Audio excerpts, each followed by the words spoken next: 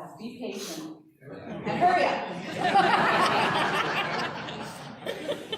That's how some of us approach patience.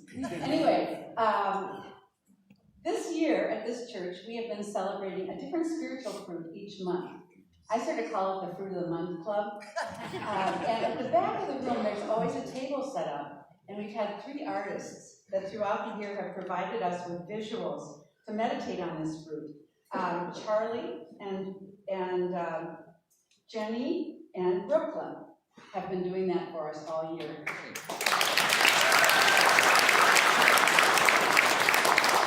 This month's fruit is peace, which is a good one to end the calendar year with. It's something we all need, it's something our world needs, it's something our families need, and it's something we need inside our own lives. We need that inner peace and serenity to keep us on a sane and healthy path.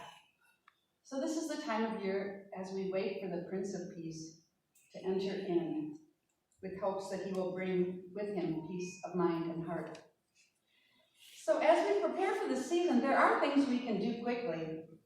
We can pick up that last-minute gift for someone. We can bake a quick batch of cookies, or worst-case scenario, we can go to the store and pick up some cookies. But peace, not so quickly. No slam, bam, thank you, ma'am, when it comes to peace. Because with most things that really matter in life, they take time. Don't you just hate that?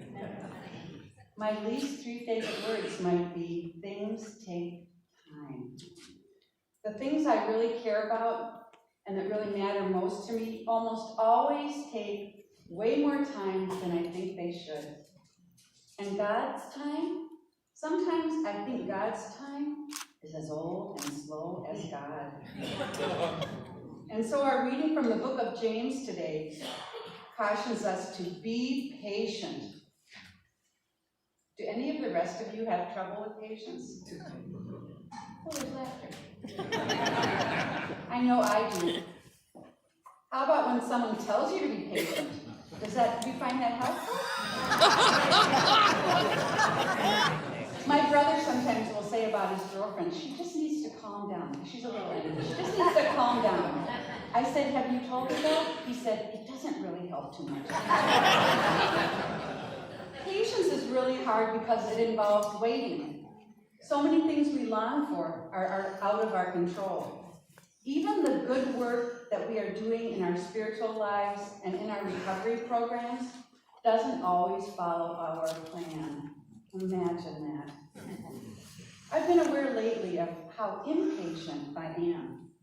My son-in-law has been out of work for 9 months.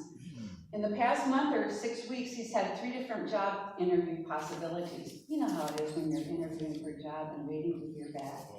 The first 2 didn't hire him.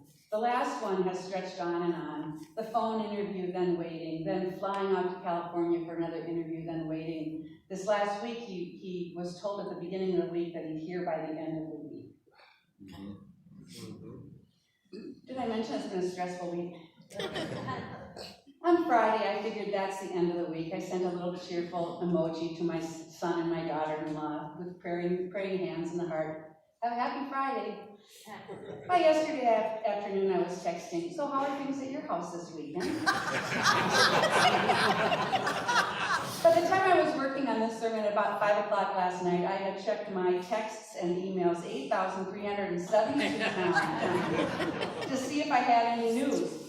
So far, nothing, and I still hadn't heard anything today when I came into the sanctuary. Things take time, and they almost always take more time than you think they should if you are eagerly anticipating them. They can also take more time than you think they should if you are just hanging on by your fingernails.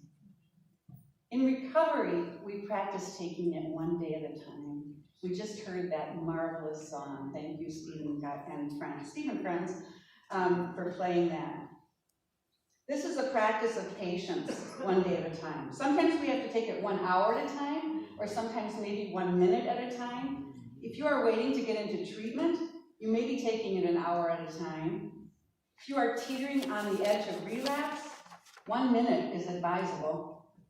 If you are waiting for your sponsor to call back, Give it a minute, and then give it one more minute, and then give it one more minute.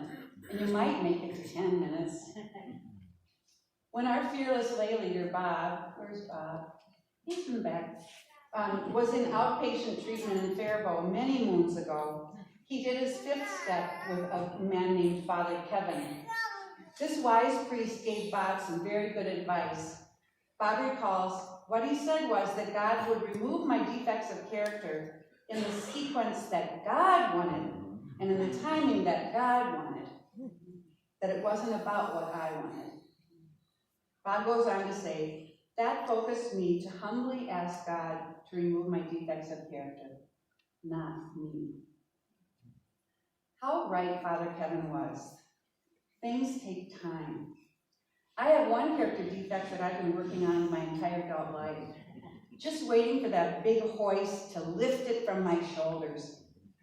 What I find is that sometimes God doesn't remove these defects at all. But if we continue to be willing and prepared to have them lifted, sometimes we find they have been shifted. We might find that God has used them in the grand project of transformation so that what once made us weak now makes us strong. Or so that something that once caused us great shame can now inspire in us abundant compassion for someone struggling with the same brokenness. Like the Japanese art of kintsugi, where they take the broken pottery and fill the cracks in with a lacquer dusted with gold. Some of us are so broken that when God is finished with us and finished with the mending, we are nearly solid gold. So be patient. Advent, after all, is a season of waiting. Waiting for the coming of the one who will show us how to live and show us how to love. And while we are waiting, we might as well prepare by humbly asking God to remove whatever obstacles continue to separate us from those everlasting arms. Amen.